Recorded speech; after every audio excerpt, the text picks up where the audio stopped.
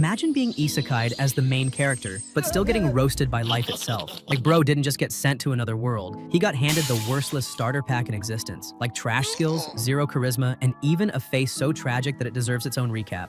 The story kicked off with our boy Haru, a certified loner who spent his breaks hiding under his desk reading manga like the basement-dwelling weeb he was. While the rest of the class lived their cliché high school lives, future gangsters plotting their next suspension, dumb baddies pretending to be hot stuff, nerds fighting over waifu rankings, Haru sat there isolated like human background noise. Just when he thought he could seek in a nap, a glowing magic circle lit up the classroom. Everyone else would have been hyped about free tickets to another world, but Haru? He decided it wasn't worth the effort. What? Man literally tried to walk away from an isekai. Sadly, his spaghetti arms couldn't even open the door, so he ended up crawling into an air vent like a cockroach trying to avoid eviction. Of course, the glowing circle wasn't going to let him off that easy. It sucked him in anyway. He woke up in an endless white room, confused as hell. He prayed for a baddie princess to show up and explain things, but instead got approached by a ragged old homeless dude who looked like he'd been banned from every subway station. The man flailed his arms, making signs like a crackhead in withdrawal, and somehow, Haru's lonely virgin brain decoded it. Turned out his classmates had already passed through, choosing broken powers like gamers speedrunning a character select screen. Haru was the last one left, and all that remained were the garbage tier skills no one wanted. The old man admitted he miscalculated how many students he summoned, so Haru was stuck with trash. Furious, Haru grabbed the geezer by the collar, but the man simply dumped every leftover skill on him and kicked him out like yesterday's trash. Landing in the new world, Haru had nothing but a bag full of bargain bin abilities that left him weaker than an NPC villager. But when he checked the bag, he realized it had infinite storage, which made all that junk suddenly worth something. Then a dice appeared on his palm. Thinking it would ruin him even further, he rolled it anyway and tossed the result into his luck stat. To his shock, the M meant max, instantly shooting his luck to god tier levels. His pathetic stats somehow unlocked hidden survival abilities, as if the universe refused to let him become instant monster food. Even with zero building skills, he decided to make a shelter. He wandered the forest cluelessly until plot armor bailed him out again. From his bag, he pulled out magic contact lenses that acted like cheat code scanners. Using them, he identified edible mushrooms, thankfully the safe kind, not the trip into another dimension kind your shady cousin sells at family BBQs. He even located fresh water from a nearby stream. Later, he stumbled upon a massive cave, way bigger than the brain space he clearly lacked. Like an idiot, he marched straight inside and nearly screamed when loose rocks fell, scaring him half to death. But instead of learning a lesson, he decided it was cozy. Pulling gear out of his infinite bag, he set up a tent and lantern like a survival noob cheating with mods. That night, Haru sat by his little campfire, staring at his stats like they were stock prices. To his shock, he was finally slightly less useless than a wet napkin. He had even unlocked a few new skills, which meant he was no longer the weakest sack of bones in the forest. Feeling proud, he whined to himself about not having a girlfriend, as if any self-respecting baddie would risk her future with someone who radiated permanent loser energy. The next morning, he woke up smug as hell, bragging to himself that his gear kept him from becoming monster sushi. He cooked up what he called a gourmet breakfast, fried mushrooms and random dried meat from his bag. One bite in and he almost cried tears of joy. This simple slop slapped so hard it could make Gordon Ramsay shed a single proud tear. The magic bag was basically his sugar daddy, spawning pans, knives, tents, and whatever else he needed like a never-ending loot piñata. If Haru had any work ethic, he could have started the #1 survival channel in this world, but let's be real, this man was too lazy to edit a single video. After stuffing his face, he went out to gather herbs and mushrooms, but the forest had other plans. Two goblins waddled by, giggling with the single brain cell they were sharing that day. Haru panicked and hid like a coward, before realizing they were smaller than his balls. The only problem? His weapon was a pathetic twig. He juiced it up with his packing magic, turning it into a budget lightsaber, and smacked the goblins silly until they dropped unconscious. Not exactly heroic, but it worked. He washed his sweaty, filthy face in the same river he drank from like an idiot and then strutted back to his cave. To his delight, his skills had leveled up again, which made him think he was finally evolving past worthless trash. The next morning, he woke up dreaming of meat instead of mushrooms, but his inner coward reminded him that his vegan class rep would probably pop up and cancel him if he killed a rabbit. With no choice, he choked down another sad mushroom meal, then decided it was training time. After lying around doing absolutely nothing, he finally got moving, using magic wrap to boost his speed. Turns out, it worked. He was suddenly fast enough to bully goblins like an overpowered schoolyard bully. Over the next few days, Haru fell into a routine: hunt mushrooms, terrorize goblins, and furnish his cave like he was pimping out a loser's bachelor pad. Eventually, he could stomp goblins without breaking a sweat, and his cave started to look more like a cozy hideout than a death trap. One night, while out hunting, he finally spotted what he wanted most, an unlucky rabbit. He chased it with the energy of a starving man, thinking he was finally about to eat some real meat. But just as he was about to score his dinner, he realized he wasn't alone. Hiding in the bushes, he spotted his classmates wandering through the area, splitting into groups with their room temperature IQs. His appetite gone, Haru let the rabbit escape, cursing his rotten luck. For a second, he thought about walking up to the class rep since she had always been kind to him, but then he remembered that was simp behavior, and he was living his fake Sigma lifestyle now. Unfortunately, his survival skills were non-existent, so he stepped on a branch and made a loud noise. Every classmate turned toward him. Haru dove into the bushes, praying to the gods of plot armor to save him. Thankfully, the rabbit he spared earlier distracted the class and pulled their attention away. Instead of escaping, Haru decided to lurk around the delinquents' camp. The horny idiots were talking about nothing but the class rep's massive milkers, because of course they were. They even caught one of the weebs, Tanaka, and bullied him for info on his powers before heading back to their tents. When the coast cleared, Haru crept back to his cave, where he ate his regular dinner of mushrooms and incel energy. To his surprise, his loner stats had risen again, as if the universe itself was tired of his antisocial ass. Among his new skills was Master of None, which made him scatterbrained like a hamster on cocaine, but also allowed him to dabble in a bunch of things. He sulked over another mushroom meal, then decided to sleep. But sleep didn't come easy. Just outside his cave, a loud commotion began, threatening to drag him into yet another disaster. Haru stepped out of his cave to investigate the noise and discovered the class nerds locked in combat with a few goblins. For a moment, he thought about helping them, but his paranoia kicked in, and he used his clairvoyance skill to peek at their stats. To his surprise, these anime-addicted virgins were already higher level than him. He figured since they had wasted their lives memorizing Isekai tropes, they probably knew how to handle themselves. So, like the coward he was, Haru turned to leave. But just as he did, another squad of goblins crept up from behind the nerds, clubs in hand, ready to turn them into paste. Sighing like life itself was bullying him, Haru decided to help anyway. He leapt into action, smacking down the ambushers all by himself. The nerd squad, amazed by his sudden heroics, thanked him sincerely. Haru then invited them back to his cave, flexing his pimped-out hideout like he was the king of survival. The nerds walked in and looked around like peasants visiting a palace, completely blown away by how cozy his man cave had become. Curious, Haru asked why they were out wandering so late at night. The nerds exchanged awkward looks before finally confessing that they were basically exiled from the main class camp. They explained how everything went downhill after the initial Isekai drop. While the girls had broken down crying for their moms, the nerds had been hyped. This was the moment they dreamed of since they first touched a light novel. They immediately started crafting survival strategies like it was their personal D&D campaign. But before they even formed a proper party, the delinquents barged in, threatening to beat their faces in unless the nerds became their servants. As if that wasn't bad enough, an entire army of goblins crashed the scene mid-argument. The whole class panicked, and even the self-proclaimed alpha male delinquents soiled themselves like toddlers. But the nerds were ready. They summoned their starter weapons and charged into the fray, dragging the rest of the class into a messy but surprisingly successful battle. Somehow, the students survived, all thanks to the nerd squad. After the chaos, the class rep took charge, organizing everyone into groups and building a camp by the river. She basically became the mother hen, keeping the headless chickens in order. But of course, the class Karens couldn't handle being useful. Despite contributing absolutely nothing, they loudly refused to do any chores. When the rep begged them to at least help a little, they stormed off in dramatic fashion, and a handful of brain-dead classmates followed like sheep. Meanwhile, the meathead delinquents cooked up their own plan. Grind levels, get stronger, and create their own harem of baddies. With the brain capacity of a goldfish, they didn't even bother keeping this scheme a secret. The nerds overheard and immediately snitched to the rep. She didn't even flinch. Instead, she baited the delinquents into attacking her, then mopped the floor with all of them in seconds. She exposed their little plot to everyone, and the delinquents got booted from camp like expired milk. Unfortunately, those rejects returned later to smash up the campsite in a petty act of revenge. And instead of blaming the obvious culprits, the Karens pointed at the nerds, accusing them of starting the mess. The rep defended them passionately, but her words fell on deaf ears. The nerds were voted out and forced to leave, carrying themselves with what little dignity they had left. Haru, hearing this, felt joy deep in his bones. For once, he wasn't the biggest loser in the room. To celebrate, he threw a mushroom party for his fellow social rejects. The nerds loved it, finally finding someone as bottom tier as themselves. By the next morning, they invited Haru to join their little incel alliance. But Haru declined, saying he'd rather start his own farm and live the Sigma loner dream. Stop it.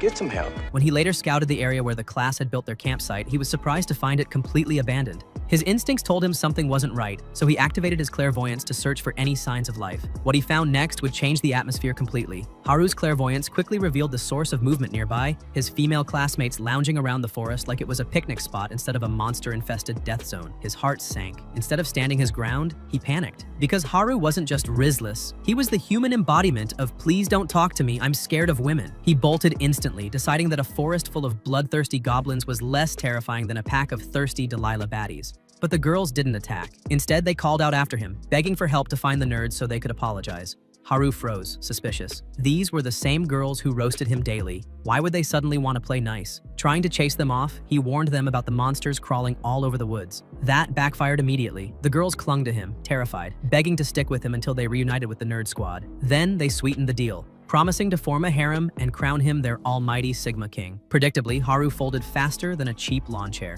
The moment he agreed, a new skill unlocked, servitude, binding the baddies to him like obedient lapdogs. To his shock, they weren't helpless at all. When monsters appeared, the girls ripped them apart with savage efficiency, turning the forest into a bloodbath. For once, Haru wasn't carrying anyone, they were carrying him. Still, the peace didn't last. After hours of walking, one girl limped from exhaustion. Trying to act gentlemanly, Haru offered medicine from his bag, but airhead Shimazaki responded by yeeting the bottle straight at his face, drenching his clothes with the foul stench of potion goo. Disgusted, Haru spiraled into a mild breakdown, realizing he was now stuck babysitting a squad of unhinged Instagram models. While he muttered to himself like a subway crackhead, the class rep appeared out of nowhere. Happy to see him alive, she called his name repeatedly. Haru ignored her, lost in his little meltdown, until she screamed so loud he snapped back to reality. The rep wasn't alone. She had brought the nerdy girls from class, all tired, cranky, and ready to complain. When she noticed Haru's servants, she asked why the baddies looked so weird. Haru, clueless, blurted out that they were now his subs. That went over about as well as telling your mom you joined OnlyFans. The rep glared, the other girls stared at him like he was a creep, and Haru backpedaled, insisting it wasn't intentional. No one believed him. Fed up, Haru tried to dip back to his cave, but the girls blocked his path. The rep then shook Shimazaki until she snapped out of her trance, freeing her from the servitude spell. Haru attempted to use the distraction to sneak away, but the nightmare wasn't done with him.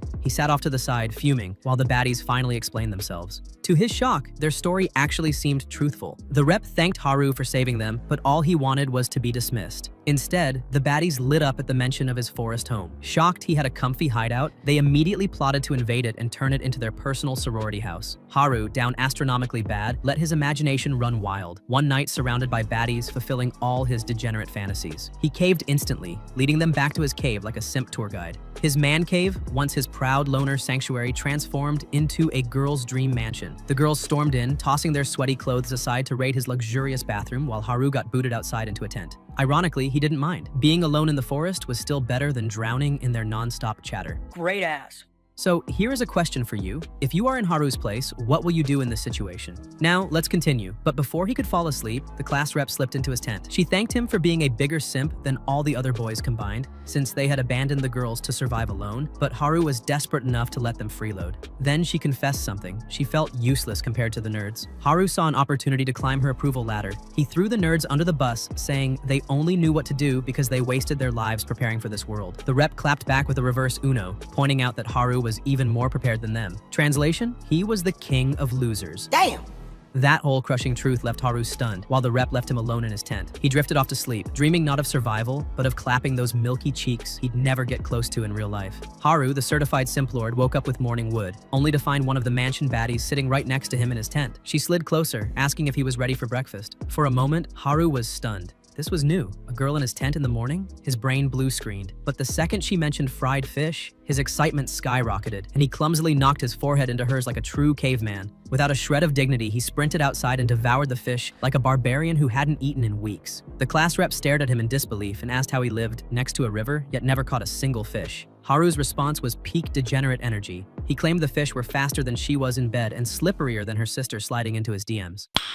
Nice. He then questioned how these girls, who usually acted like Instagram influencers lost on a camping trip, managed to catch fish at all. Their answer? By blasting the river with lightning until the poor fish floated belly up. Curious, Haru asked for a demonstration. When they did, he juiced the magic with his packing ability. The result? Instant fish genocide. This little trick triggered a new ability, unlocking elemental magic. The girls screamed that he was cheating, but Haru shrugged it off, blaming the senile old man who summoned them. In reality, his powers worked because his useless packing skill fused with his equally useless Master of None nun skill. Individually, they were trash. Combined, they slapped harder than his raging crush on the class rep. When Haru asked about their plans, the rep explained they intended to head into the nearby town, just like the nerds. Haru suspected they were chasing those guys again, but the baddies swore they weren't. Wanting to look useful, he offered to train them, only to find out every single one of them was higher level than him. While he was struggling at level 7, the weakest among them was level 16. Reality hit him like a truck-kun. He wasn't the teacher here, he was the dead weight. Still, an opportunity presented itself when he noticed bushes rustling nearby. He hyped up the girls, telling them to train by defeating the wolves hiding inside. The girls thought it would be easy.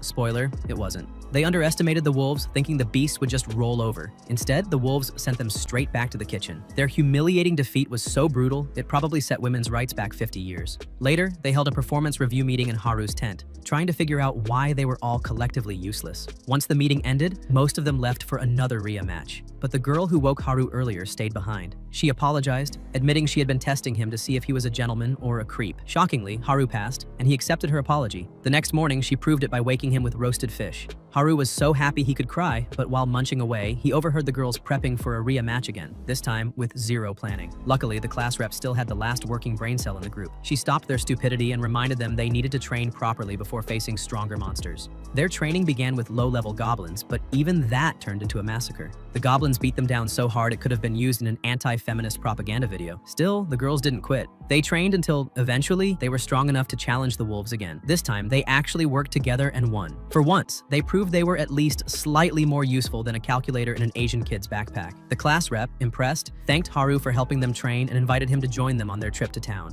The next morning, Haru prepared for the journey by shoving literally everything he could into his magic bag. He even tried to convince his breakfast girl to stay behind and guard his mansion, but the class rep shut that idea down instantly. She insisted everyone stick together. Resigned, Haru told her the only way they'd survive the forest was by working as a team, even if that team was a bunch of freeloaders and airheads. Deep in the forest, one of Haru's unlucky classmates was being chased by a hooded figure. Just like every idiot in a horror movie, the boy suddenly forgot how to use his legs, tripped over nothing, and ate dirt. The figure caught up immediately, wrapped its hands around his neck, and choked the poor guy until his subscription to life ran out. With the job done, the figure walked away casually, like it had just finished taking out the trash. Meanwhile, Haru and his group didn't make it far before running into an orc so ugly it looked like Shrek's failed cousin. This beast had the IQ of a rock and the hygiene of a public restroom. Haru, in his delusional white knight phase, ordered the girls to step back so he could fight it alone. His weapon? A pathetic twig. The orc countered with its massive club, but swung slower than a toddler counting on fingers. Haru dodged, but quickly realized physical attacks were useless. Thankfully, he remembered the nerds saying orcs could only be killed with magic. Pulling up his skill stats, Haru saw elemental magic was his only option. Before he could think it through, the orc lunged again. Haru dodged, jabbed with his tiny wood, and shockingly sent the orc straight to orc heaven. Hyped by the win, he tried fire magic on the next orc, roasting it into BBQ. For once, he didn't look completely worthless. That night, while the girls cooked their sad excuse for dinner, Haru set magical traps around camp like a paranoid homeowner. Then, he used his appraisal skill like Google Maps to chart their path out of the forest. But before he could relax, shadows approached. Ready for delinquents, Haru prepped to fight, only to discover it was just the jocks. Surprisingly, these meatheads were friendly.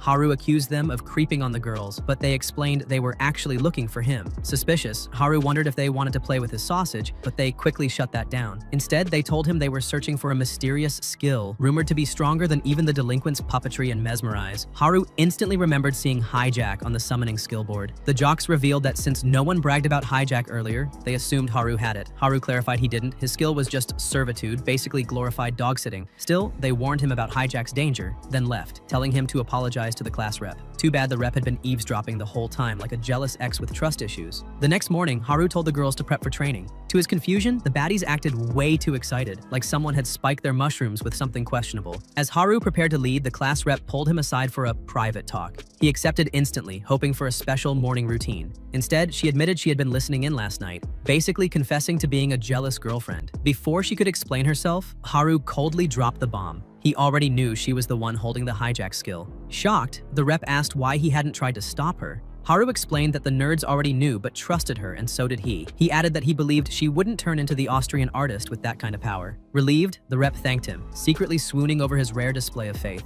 Haru, uncomfortable with the emotional weight, bolted into the forest like a man running from child support. The girls returned to training, their thirst for him somehow growing even stronger. Seeing an opportunity, Haru began selling some of his potions and juices, fully exploiting their desperation while pretending to be their mentor. As expected, the girls got thirstier than ever, practically drooling over Haru like he was the last can of Monster Energy at an anime convention. One of the bimbo girls even offered her expired body in exchange for a taste. And because Haru's brain was 90% hormones and 10% air, he actually considered it. Thankfully, the class rep shut that down instantly, clapping back like a traffic cop at a busted intersection. They continued through the forest until Haru spotted a stream. The smirk on his face screamed, "I'm about to do something stupid." The class rep grew suspicious and insisted on going with him, but Haru bolted before she could finish her sentence. Pumping himself full of multiple skills, he pulled off wild superhuman feats, jumping, sprinting, and occasionally looking like he could fly. Weight manipulation made him agile. Reflexes boosted him further, and soon he was swinging through the trees like a monkey on cocaine. Eventually, he even started floating, giving him a god's eye view of the forest. From up there, he realized they were almost free.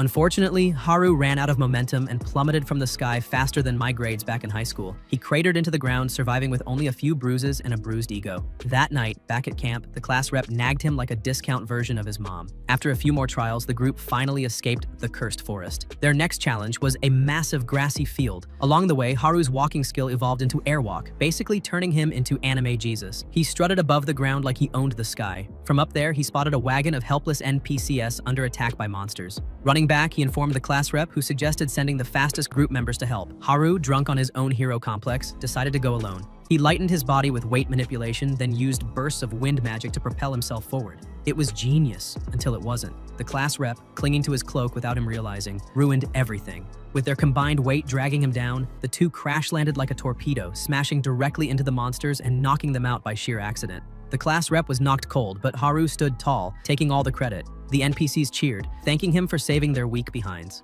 Their leader, a guy named Gafk, admitted they had been hired to hunt wolves but got absolutely clapped. They praised Haru like he was the second coming, so he rewarded them with mushrooms from his stash. One NPC tried the shrooms and realized they were basically performance enhancers, instantly healing their wounds and restoring energy. They passed the mushrooms around like free samples at Costco. Haru, however, was too busy seething with jealousy. The convoy had a squad of baddies, and watching the NPC men enjoy their company was pure torture for his simp soul. Before he could embarrass himself, the class rep woke up and shut him down. Soon, the rest of the girls arrived and were immediately intrigued by the elves traveling with the convoy. The grateful adventurers decided to repay Haru by escorting his circus crew into the nearest city. When they arrived, the bustling town was full of life, merchants, and excitement. But Haru felt completely out of place, sulking like the emo loner he was. The girls, on the other hand, lost their minds over the clothing shops. Apparently, fashion was more important than survival. One gremlin girl even tried to bite a building, convinced it was a giant cupcake. The class rep, forever cursed to play mom, asked Haru to help wrangle the chaos. But Haru had spiritually clocked out, done babysitting these glorified NPCs. He left her to handle it. Annoyed, she blew her whistle, summoning the girls like a pack of unruly pets. With order barely restored, she made the decision. They would register at the Adventurers Guild and sell off some loot to prepare for what came next. After the guild trip, the group decided to call it a day and search for the nerds tomorrow. The Valley girls weren't happy.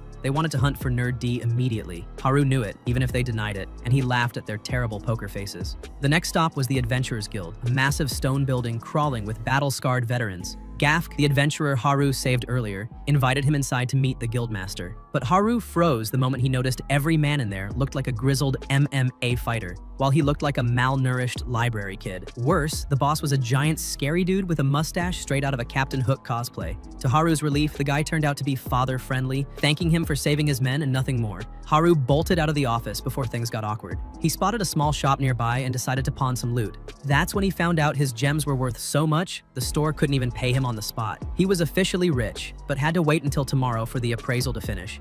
Just as he was about to leave, the girls barged in bragging about how they registered as adventurers. Haru was stunned. The bar was so low that even the Karens got approved. No wonder the world was still overflowing with monsters. The girls pressured Haru into registering as well. He strolled up to the counter with fake confidence, only for the receptionist to crush him in seconds. His level was too low, below 10, and guild rules required at least 20 if you were a loner. Haru collapsed to his knees, realizing once again he was still the class failure. The rep tried to cheer him up, inviting him to spend the night in a fancy hotel with the others. Haru immediately noted the hotel screamed, "Hanky-panky getaway," but the rep shut him down before he could fantasized too far. The next morning, Haru decided to leave the town since there was nothing left for him. Before going, he went back to the shop to collect his gem money, only to learn the shop had run out of cash. They could only hand him 8 million. In this world, that made him richer than Elon Musk. The girl's eyes lit up instantly. They weren't just traveling with him anymore, they were about to spend his money like it was Black Friday. That's when Gafk returned, suggesting a place for Haru to drop his newfound fortune. Haru's degenerate brain immediately pictured a strip club full of anime-tier baddies. Instead,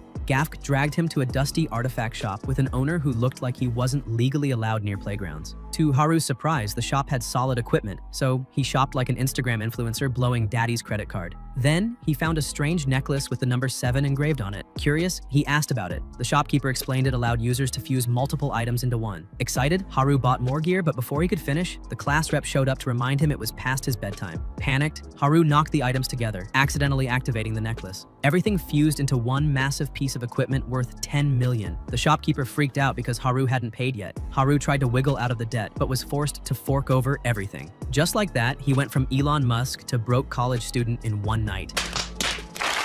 To make things worse, he couldn't even go outside to grind gems since he wasn't a registered adventurer. He thought about sneaking out with the girls, but they didn't trust him enough to let him tag along. So Haru resorted to using the invisibility cloak he bought earlier. Miraculously, it worked, and he slipped out into the streets unnoticed. But because his IQ is lower than room temperature, he immediately took the cloak off before leaving the village, practically announcing himself to the world. Just when Haru thought he was about to make a clean getaway, life delivered another L. As he leapt for the wall, a few girls spotted him, distracting him mid-jump. The result? He landed nuts first, smashing his already useless sack that hadn't been in service for years. While writhing in pain, he noticed something else. One girl was missing. Specifically, the thirsty one who had tried to strip for his juice earlier. Red flag immediately raised. Haru and the others went to track her down. Sure enough, they found her halfway to her birthday suit, ready to become the next forced fan service meme. The group dragged her away before she embarrassed herself, or worse, permanently traumatized Haru's last remaining brain cells. The next day, the class rep punished Haru for trying to escape, grounding him like a naughty toddler. While the girls went on quests, he was stuck in the tower on timeout.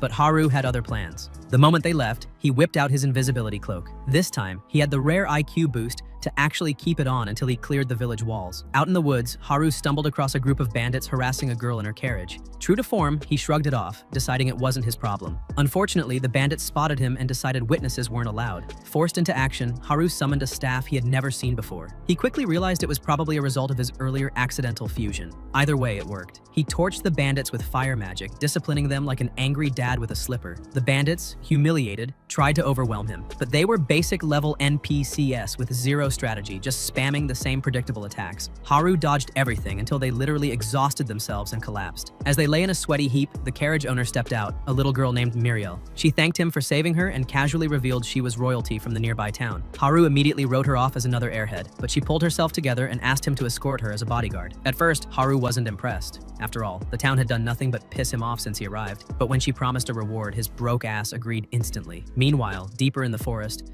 the jocks were clashing with the delinquents, who were still hunting for the girls. Just when one delinquent lunged in for an attack, he was skewered from behind by the hooded figure. The killer then dismantled the rest with terrifying ease, blocking their attacks and slaughtering them with their own weapons. The jocks quickly realized they were out of their league and tried to flee, but the stranger caught up before they made it far.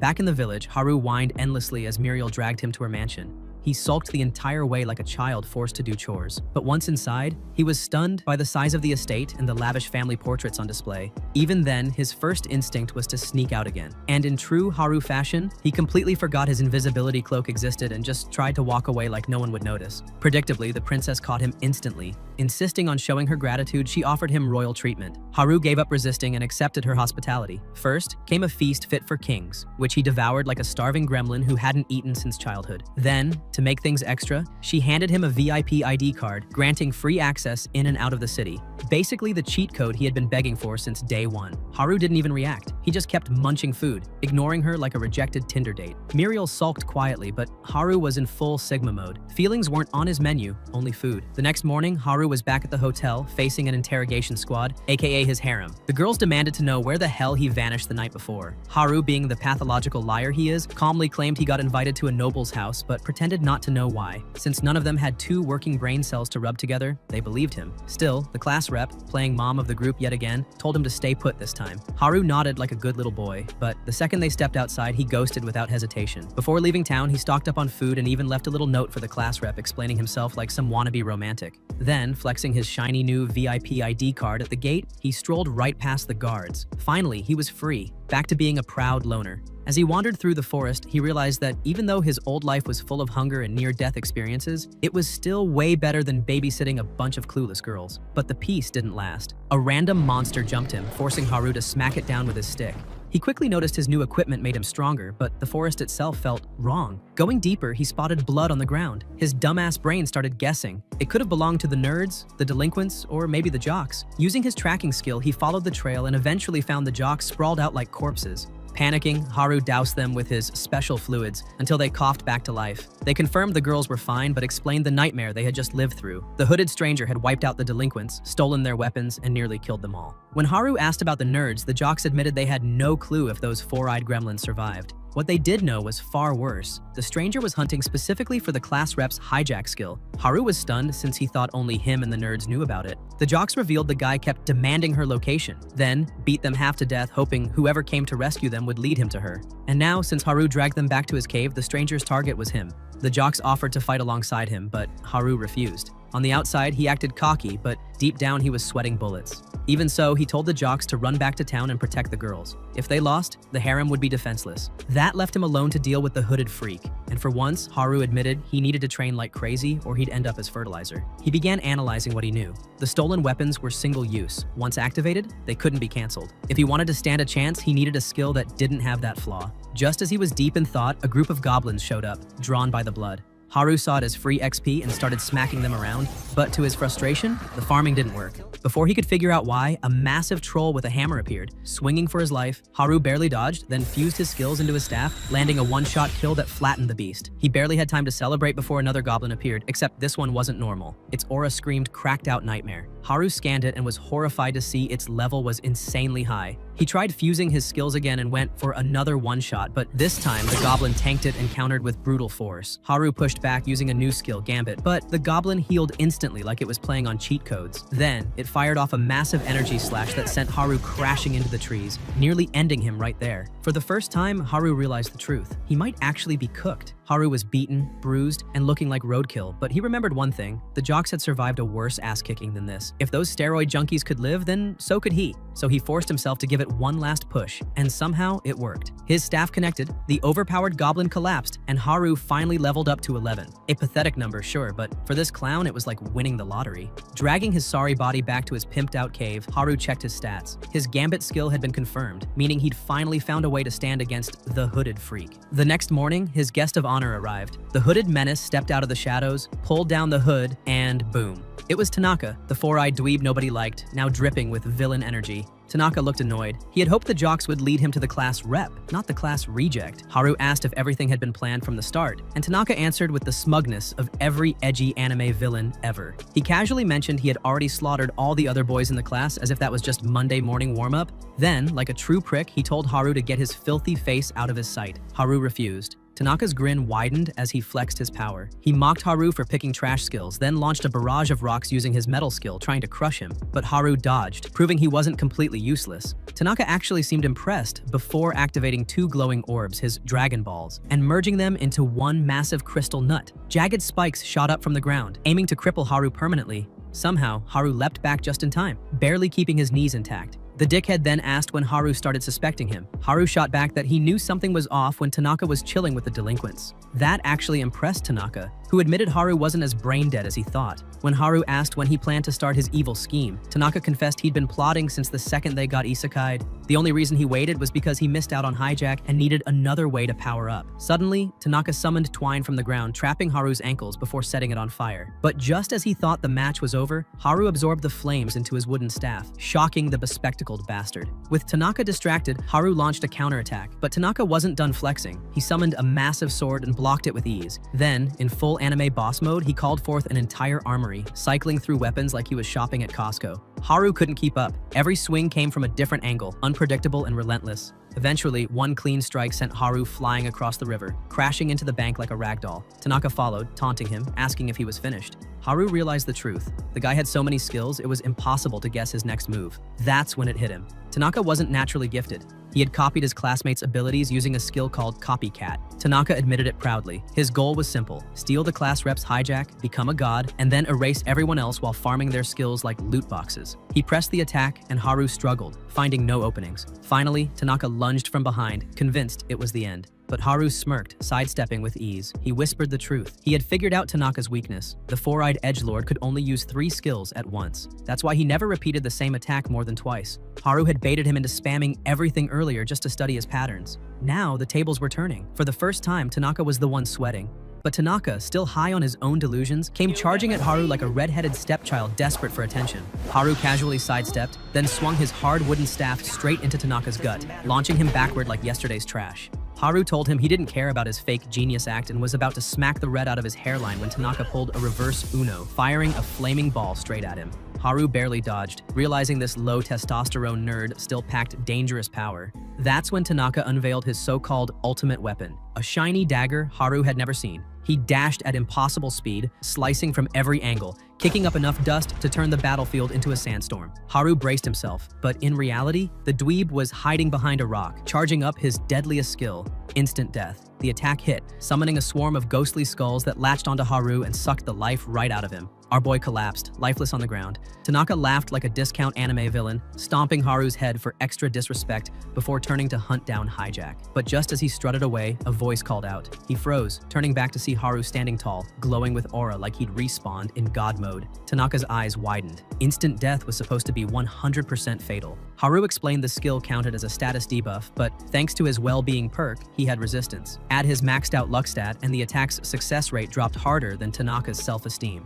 Tanaka demanded to know why Haru fell so dramatically, and Haru roasted him again. He had just been feeding Four Eyes' delusion to bait him. Tanaka then ranted about why his meddling skill hadn't stopped Haru's movements. But Haru had puppeteered himself through the restrictions, dodging even when his body should have been locked down. The edgelord finally snapped. He swung wildly, but Haru shrugged off every attack like it was a toddler tantrum. He told Tanaka that math and logic didn't mean jack in this dumb fantasy world. All that mattered was plot armor, and Haru had plenty. Tanaka lunged with desperation, but Haru smacked his blade away. The wannabe genius tried one last trick, telekinetically flinging his sword for a cheap stab. He even screamed that he'd already won, but Haru was done playing. He crushed him, knocked him out cold, and finished the fight with his gambit skill, leaving Tanaka broken in the dirt. Haru staggered, completely drained, convinced he wasn't making it out alive. Just before collapsing, the nerd squad appeared out of nowhere, catching him before he hit the ground. They poured medicine down his throat and carried him back like the dead weight he was. On the way, they explained how the jocks had already told the girls, and the whole town knew he was fighting solo. Word had spread, so the nerds rushed in to save him. Back in town, everyone cheered like he was some big hero. Even the Karens apologized to the nerds for being insufferable earlier. Haru, true to form, tried to sneak away mid-celebration, but the girls caught him and dragged him back, threatening to tie him up if he kept running. That night, he dreamed of something darker than before. A skeletal demon wrapped in shadowy aura lurking deep in a dungeon. He woke up in a panic, confused like a squirrel that fell out of a tree, but shrugged it off because he was still the clueless dingus he had always been.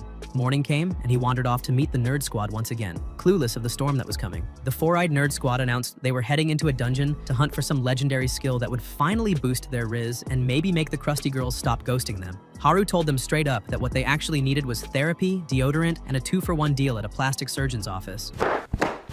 Emotional, damn it! The nerds fired back, saying even that couldn't fix his busted face, then waddled off like salty penguins after being roasted too hard. Haru figured that was more socializing than he could handle for the week, so he tried sneaking back to his cozy forest shack. But, as always, this absolute brain-dead goblin forgot he owned an invisibility cloak. So he got caught instantly by the class rep. She looked more pissed than a math teacher grading group projects where only one kid did the work. She told him that if he ever tried pulling a solo stunt again, she'd personally disconnect his family jewels and hang them on the guild's bulletin board. What the fuck? Haru folded instantly, collapsing to the ground like a wet towel, silently wishing he was fighting Tanaka again instead of this high-level Karen boss fight. After she stormed off, Haru sat there sulking, realizing he was tired of all these Karens nagging him into submission. He decided he'd do the nerds' dungeon quest himself and grab whatever skill they were chasing, hoping it might finally make the baddies simp for him. With that, he walked out of town and straight into an oncoming horde of orcs. Now, a normal person would panic, but Haru? He saw it as a warm-up session. Meanwhile, back in town, Muriel burst into the tavern like a drama queen, yelling about a massive orc army heading their way. She claimed the orcs had already flattened a neighboring village and everyone went into panic mode. The adventurers strapped on their gear and the class rep, never wanting to miss out on a chance to play girl boss, offered to join the fight. The guildmaster, for some reason, agreed, even though the girls were usually about as useful as an unplugged toaster. Back on the battlefield, Haru was tearing through the orc horde like me raiding the buffet at my cousin's wedding. Sure, there were a ton of them, but they fell like dominoes. He eventually left just the orc king standing, an overgrown pig with delusions of grandeur. Haru smacked him around with a flurry of hits and flattened him so fast it looked like DLC on easy mode. With the horde wiped, Haru moved on to the dungeon. He snuck in using his invisibility cloak and found a hidden chest of treasure. But after appraising it, he realized the loot had about as much value as the $3.27 left in my bank account. He sighed, wishing he'd brought an actual weapons expert instead of relying on his bootleg ChatGPT brain cells. Remembering the shady shopkeeper who had sold him weapons earlier, Haru decided to head back to town and ask for help. By the time he returned, night had already fallen. To his surprise, he saw his classmates and the adventurers standing outside the city walls, fully armed like they were preparing for a final raid boss. The class rep ran up, breathless, yelling about the orc horde approaching. But Haru quickly realized the idiots had been standing there all day, waiting for an army that didn't even exist anymore. When the rep asked where he'd been, Haru gave some half-baked excuse that fooled no one. The adventurers asked if he'd seen any orcs, and Haru casually admitted he'd already wiped the entire horde solo. The guild members were impressed, but his classmates? They were pissed. After lecturing him yesterday about not running off alone, he'd gone out and done it again, this time casually saving the entire damn town. Muriel and the guild boss showered Haru with praise for saving the village, but of course they had to ruin the moment by scolding him for being reckless. They warned him that the monsters were acting way more aggressive than usual, which could only mean one thing: a monster stampede was brewing. Haru nodded politely, pretending to take their advice to heart, but deep down he was thinking these so-called responsible adults were just NPCs with no idea what they were talking about. The next morning, Haru visited the town's weapons master, a crusty old man who looked like a knockoff Voldemort from Tamu. The second he walked in, Voldy begged him to leave before he ruined his merchandise again. Haru reassured him he wasn't here to bankrupt the shop today. Instead, he wanted to know about the mysterious favorability skill. Relieved, Voldemort explained it wasn't actually a skill, but a pheromone ring that basically turned the wearer into an instant chick magnet. Haru's dumb little heart skipped a beat. Finally, something that might make women look at him without disgust.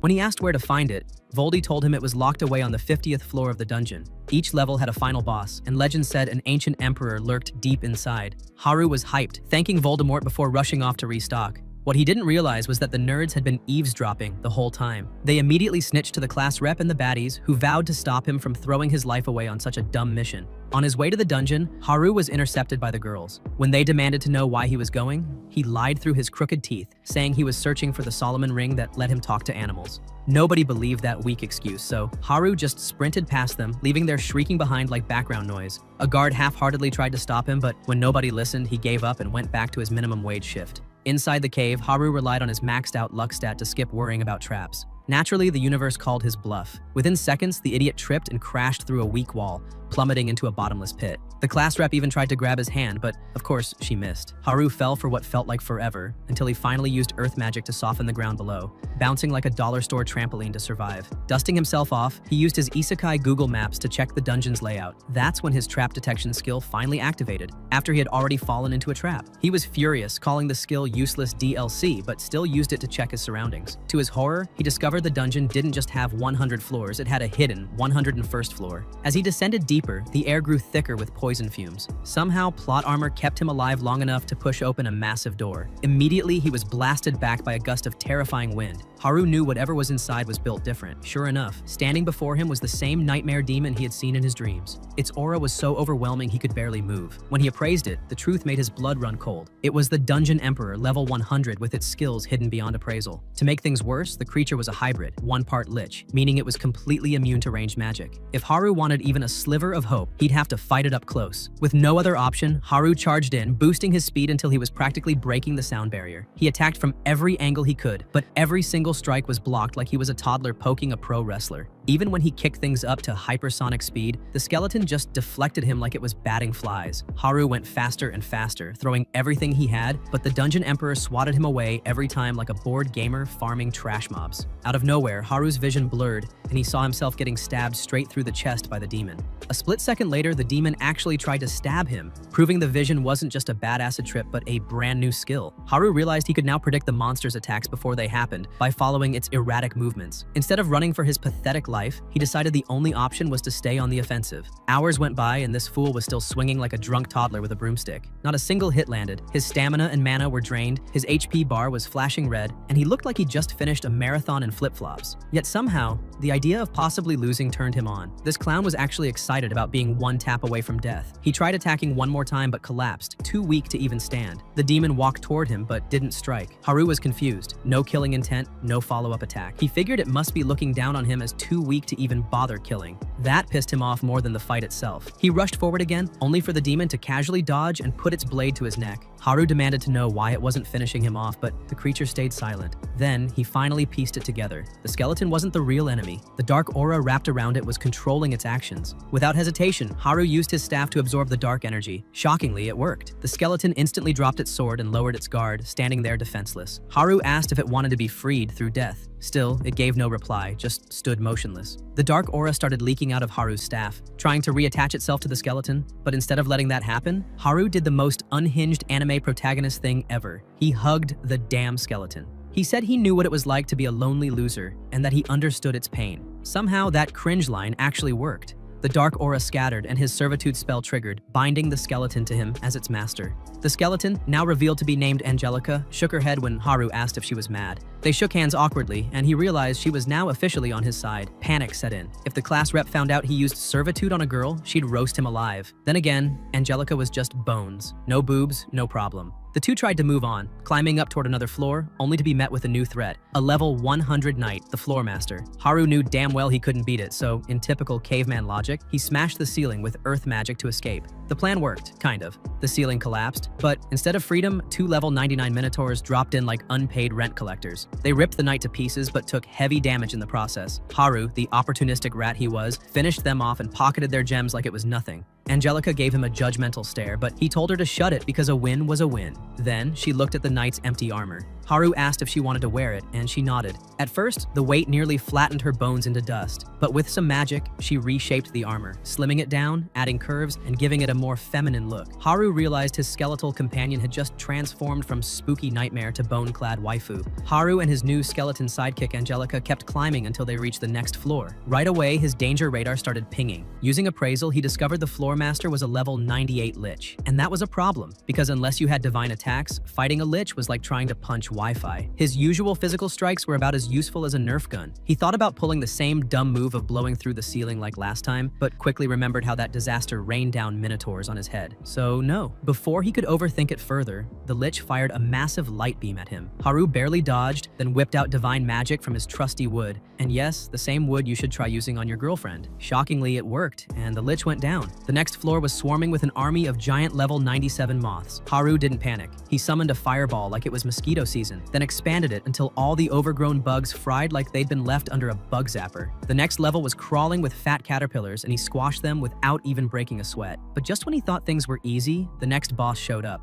A nightmare that looked like a bundle of swords taped together with bad intentions. Appraising it, Haru found out it was level 100. Of course. He tried lunging at its blind spot, but the damn robot swordsman swatted him away like a fly. Worse, one of its mini swords acted on its own, nearly skewering him. Haru was seconds away from becoming kebab meat when he remembered he had a cheat code on his side, Angelica. He tagged her in, and she calmly gathered aura like she was flexing for an anime power-up sequence. The sword boss didn't like being shown up and glowed bright red, trying to match her aura for aura. Angelica didn't flinch. She lunged straight at it and cleaved the hunk of blades in half like it was nothing. Haru just stood there, stunned, realizing she could casually delete a level 100 monster even while nerfed. He thanked his max luck that she was on his team and not trying to slice his dumbass instead. Meanwhile, back on the other side of the dungeon, Haru's classmates were in shambles. The nerds and the girls were getting wrecked by a giant cyclops. Without Haru, they were about as useful as unplugged Wi-Fi. The nerds finally used more than 10% of their brain cells and cooked up a plan.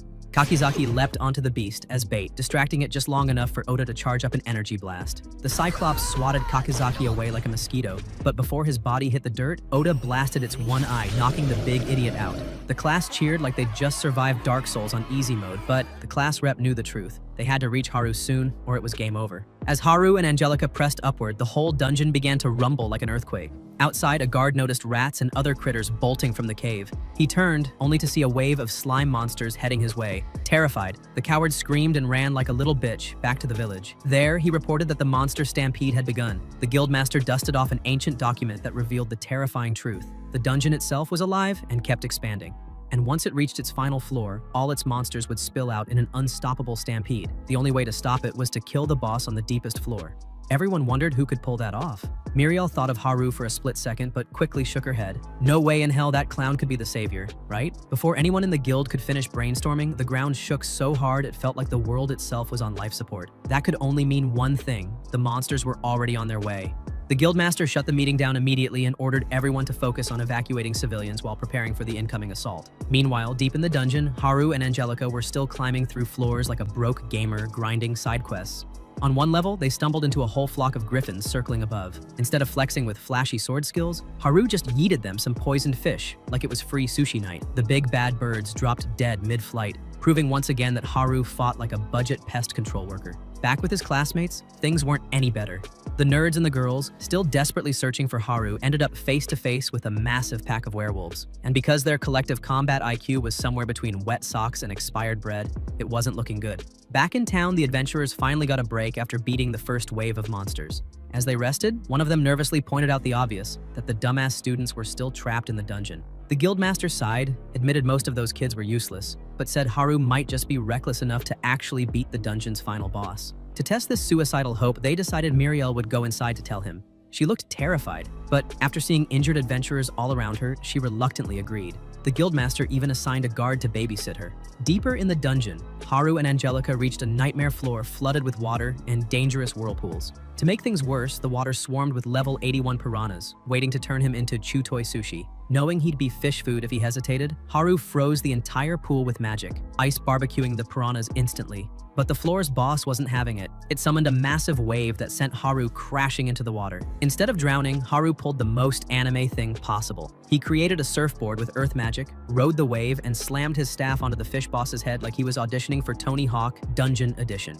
As they climbed higher, Haru looted random rare items. A pilgrim's ring that protected against bad luck, a one-time blessed bangle, and even a sketchy necromancy ball. He briefly thought about selling them for money, but in a shocking moment of generosity, shoved them all at Angelica instead, telling her to find her own happiness. She tried to refuse, but he forced her to take them, and the magic instantly began working. While Haru ran off obliviously, Angelica quietly transformed. She removed her helmet to reveal she was no longer a skeleton, but a full-on human woman. Freaked out, she slipped the helmet back on and ran after him like nothing happened. Meanwhile, on the 54th floor, the classmates barely managed to wipe out the werewolves, but they were completely gassed. Just when they thought another wave was coming, footsteps echoed toward them. They braced for more monsters, only for Muriel and the guard to appear instead. When the group explained how they got separated from Haru, Muriel broke down crying. The class rep, somehow the only functional brain cell in the party, reassured her that Haru would find his way back. Back on the 74th floor, Haru and Angelica found themselves standing before a lava lake that radiated enough heat to turn him into instant bacon. Haru, being the genius he was, tried crossing it anyway and nearly collapsed. Angelica had to catch his dumbass and set him down to rest. While looking for a solution, Haru noticed a hole in the wall blowing cool air. Without hesitation, he shoved his head inside and used wind magic to chill himself down, moaning like a dude discovering AC for the first time. Unfortunately, his noises traveled up the hole, echoing all the way to the 54th floor. Then, the class rep heard his voice and immediately screamed his name back down the tunnel. Haru, realizing this was the same hole he originally fell from, begged them to throw down a rope. Of course, those geniuses didn't have one. They told him about the stampede and how he needed to defeat the dungeon's final boss to save the village. Haru casually replied that he had already beaten it. That's when the confusion started. The class couldn't wrap their heads around why monsters were still swarming everywhere if Haru had already handled the supposed final boss. The guard stared Haru down and asked the obvious, if he'd actually killed the dungeon boss. Because everyone knew the stampede wouldn't stop until that monster was out of the picture. Haru, of course, kept his mouth shut. There was no way he was going to kill Angelica. Not after they'd gone through trauma bonding like two kids sharing trauma stories at summer camp. Finally, he admitted he hadn't killed the boss. The guard nearly blew a vein, insisting that the only solution was killing it, but Haru ignored him like he was background noise. Instead, he turned to Angelica and told her he needed her help. Then he declared to his classmates that he would stop the stampede his own way. The class rep asked if he had a plan, and Haru, being the overconfident idiot he always was, told her not to worry. Shockingly, she believed him. Muriel almost fainted at the sight, wondering how the hell Haru managed to earn blind trust, while she couldn't even earn respect at home. The class rep defended him, saying he'd never failed them even when everything looked hopeless. That pep talk fueled Haru's ego, and he vowed to save both the townsfolk and Angelica no matter what it took. From there, Haru speed ran the dungeon like a streamer going for a world record. On the 73rd floor, he froze the lizard men into ice cream cones. On the 72nd, he roasted the scorpions like backyard barbecue. When a giant two-headed dog blocked their way on the 70th, he yeeted a potion in its faces to nuke its sense of smell, giving Angelica the opening to slice it in half like expired sausage. After the fight, Haru began sorting through his growing stash of loot. Angelica begged him to rest, but he shook his head. He couldn't pause. People were depending on him. On the 69th floor, which looked like a creepy forest, they ran into a hypnotic owl boss. Haru smirked, confident that his magic nullification would protect him. Unfortunately, the dude was so sleep-deprived that the instant the owl hooted, he collapsed like a freshman at a frat party. Moments later, he woke up cradled in Angelica's arms, being carried like a discount Disney prince. Embarrassed, he muttered thanks as they pressed on. By the time they reached the 59th floor, Haru was drained, but quietly thanked Angelica for carrying him this far. Before he could finish, the ground beneath them began to crumble, and he sensed a familiar aura nearby. Looking up, he saw his classmates, and they were getting bodied by a sphinx. The class rep was on her knees, completely spent, while the sphinx raised its claws to finish her. Just before the killing blow landed, Haru rocketed upwards, slammed onto its back, and jammed his staff into its core, breaking its immortality. Angelica followed up with Operation Crocodile Smile, beheading the monster cleanly in one swing.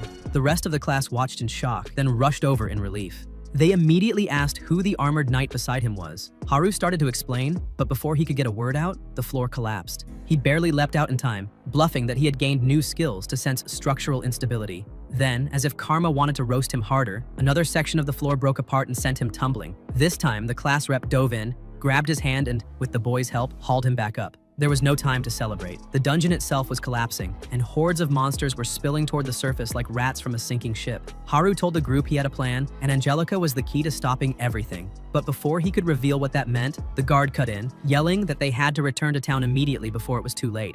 When the guard suggested using a teleportation portal, Haru almost choked on his own stupidity. He didn't even know such a thing existed.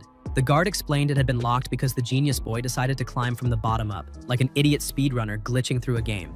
Now that the path was open, they could finally use it. So Haru and his classmates rushed through and made it back to town just before the horde arrived. Unfortunately, that didn't stop the tidal wave of monsters marching forward anyway. The adventurers on the walls stared at the endless swarm, already regretting their career choices. Even the guildmaster looked like he was about to piss himself, trembling harder than an old phone on vibrate mode. The ground shook, the monsters drew closer, and the hopeless atmosphere was thick enough to choke on. Then, Haru gave Angelica the signal. Without hesitation, she slammed her sword into the earth, unleashing a lightning storm so massive it fried the entire battlefield like crispy chicken wings. The current spread in all directions, vaporizing the monsters into dust. When the chaos cleared, Haru calmly walked up and fist-bumped her like they just pulled off a dunk at a street ball game. The townsfolk exhaled in relief, still confused as hell about what just happened. The class rep asked if that ridiculous display of power was his doing.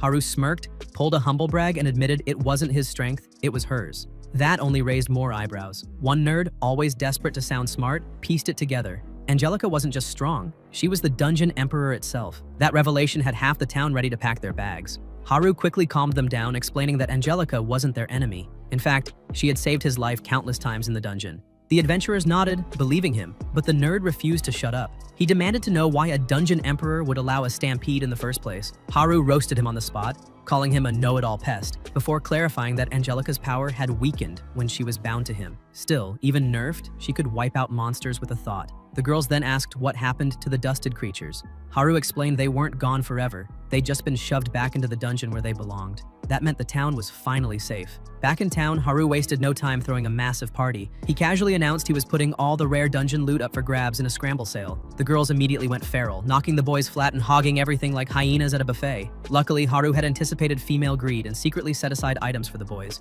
handing them out later so nobody walked away empty-handed. For a moment, he felt genuinely happy, seeing everyone armed and smiling. Still, his eyes drifted to Angelica, who stood alone in a corner. Just like him, she didn't quite fit in. While Haru sat counting the fat stack of money he made from selling loot, the class rep walked in. He scrambled to hide his treasure like a teen minimizing suspicious tabs, but she didn't notice. Instead, she thanked him for sharing items with everyone. Angelica entered too, earning her gratitude as well. That's when the class rep asked for a proper introduction. Haru obliged, but her curiosity grew. She demanded to know how he managed to get a walking nuclear warhead like Angelica on his side. Suspicion crept into her tone as she asked if he'd used the fabled pheromone ring.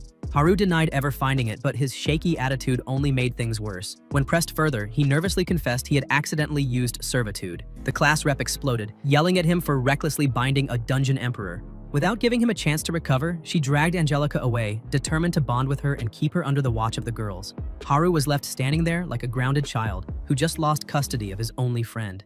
After training left him looking like roadkill, Haru and Angelica decided to catch some fish for dinner. Of course, Angelica just stood there looking pretty while Haru did all the work, because at this point, he was basically her house husband. He cooked them a massive fish hot pot, proving once again he was now her personal chef, servant, and emotional support gremlin.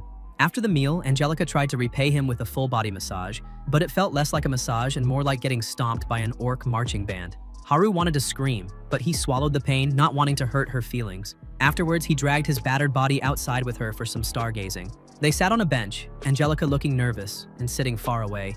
Haru tried to ease the mood by patting her head, but this only made her blush harder and scoot even further. She attempted to say thank you, but her voice cracked like a middle schooler in choir. Haru reassured her that she didn't need to force it. He already understood. He then offered to take her back to town, and she quietly agreed. The next day, while heading back, the weather decided to troll them with a downpour. Haru grabbed her hand and sprinted through the rain. By the time they reached town, they were still holding hands, and boom, instant anime drama alert. The girls swarmed Angelica like she was BTS at a fan meet, while the boys jumped Haru, roasting him for finally bagging a girlfriend. Haru, already fed up with their virgin gremlin energy, shoved them aside like yesterday's trash. Then came the big moment. Angelica walked over and tried to speak. Her voice cracked and faltered, but Haru told her it was okay. Just as he turned to leave, she called out to him clearly. Haru froze, wide-eyed, as she finally managed to say thank you before walking back to the girls. Haru stood there, smiling like a proud dad who just watched his kid pass kindergarten. He realized that even though they were all together, everyone was fighting their own personal battles. And with that, this unwanted monk wannabe walked off with peace in his heart, back pain from his waifu's beatings, and the knowledge that at least someone in this cursed class didn't hate him. And that's the end. If you stuck around to the very end, then I have to tell you this. You're an absolute legend. So drop Virgin Slayer in the comments to confuse the bots. Smash that like, hit subscribe, and let us know your favorite anime. We'll probably bully it next.